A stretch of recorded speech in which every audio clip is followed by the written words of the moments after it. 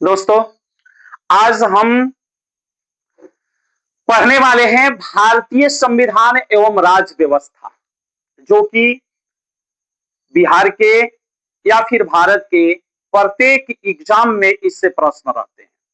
यहां तक कि अगर 10वीं में कोई लड़का पढ़ रहा है तो उसके काम में भी आएगा, 11वीं में पढ़ रहा है तो उसके काम में भी आएगा, 12वीं में पढ़ रहा है तो उसके काम में भी आएगा, और भी कई कंपटीशन के लिए एग्जाम दिया जाता है, उन सभी एग्जामों में काम आने वाला ये टॉपिक है। इसमें हम ये जानेंगे कि भारतीय संविधान एवं राज्य व्यवस्था के बारे में डिटेल्स में जानेंगे। हम सबसे पहले ये जानेंगे कि संविधान है क्या।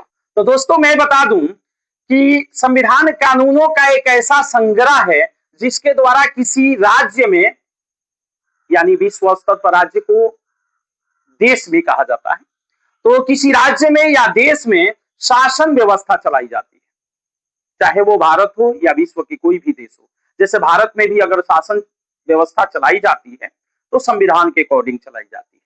संविधान जो कहता है, जैसा नियम लागू किया गया है, उसी के अकॉर्डिंग भारत में हर प्रकार से शासन व्यवस्था चलाने का कार्य किया जाता है।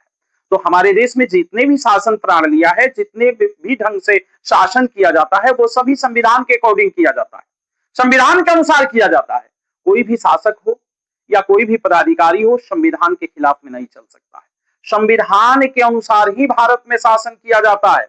अब रही बात कि संविधान किसी राज्य का पहचान होता है, कहने का मतलब ये हुआ कि विश्व में कहीं भी जाएं, विश्व में अगर बात करें तो विश्व में कोई भी देश पहचाना जाता है तो उसके संविधान से पहचाना जाता है, क्योंकि विश्व में उस देश की पहचान संविधान से होती है। संविधान बताता है कि उस देश का थिंकिंग क्या है, उस देश का विचार क्या है, उस देश का इतिहास क्या है। यह संविधान बताने का काम करता है।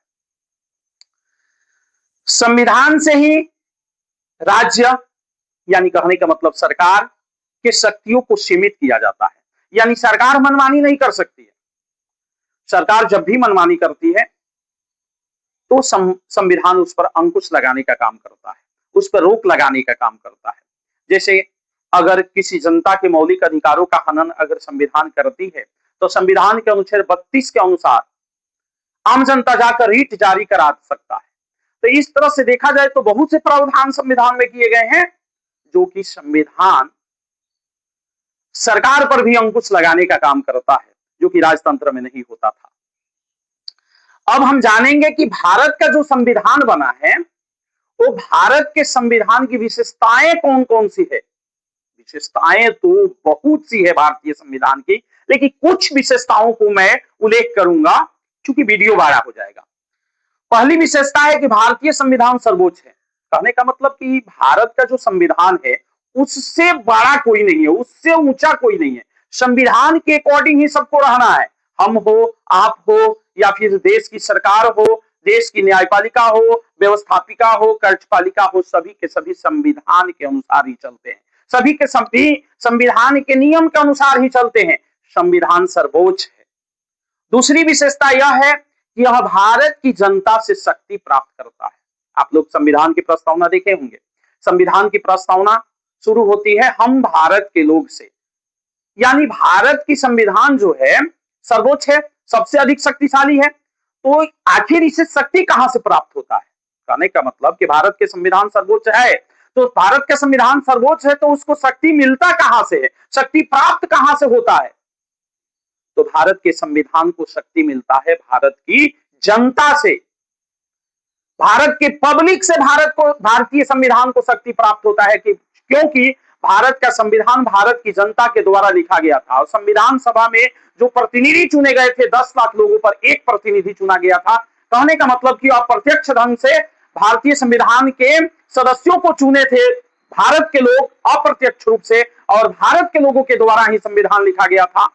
इसलिए भारतीय संविधान भारत के लोगों से शक्ति प्राप्त करता है। तीसरी विशेषता है कि भारत का संविधान एक ऐसा संविधान है जिसको लिखने के लिए हमारे देश के संविधान वेता जिन्होंने संविधान बनाने का काम किया, वो पहले 60 देशों के संविधान को पढ़े और 60 देशों के संविधान पढ़ने के पश्चात भारत के संविधान लिखने का काम किए, भारत का संविधान बनाने का काम किए।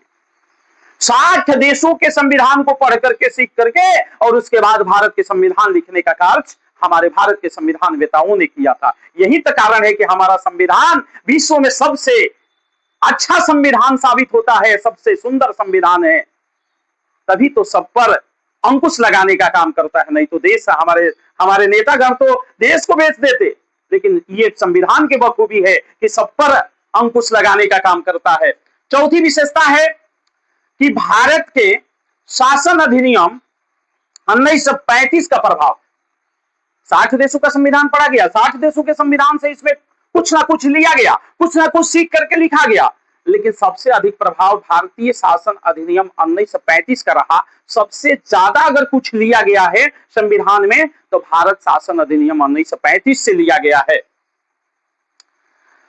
पांचवी विशेषता है कि भारतीय संविधान विश्व का सबसे बड़ा लिखित संविधान है। हम बता दें कि भारतीय संविधान एक ऐसा संविधान है जिसमें अगर क्रमबद्ध रूप से देखें तो 395 अनुच्छेद है। माने कहने का मतलब कि बहुत विशालतम संविधान है। अब विशालतम होने का कारण भी है कि हमारे संविधान लिखने वाले कोई मामूली व्यक्ति नहीं थे,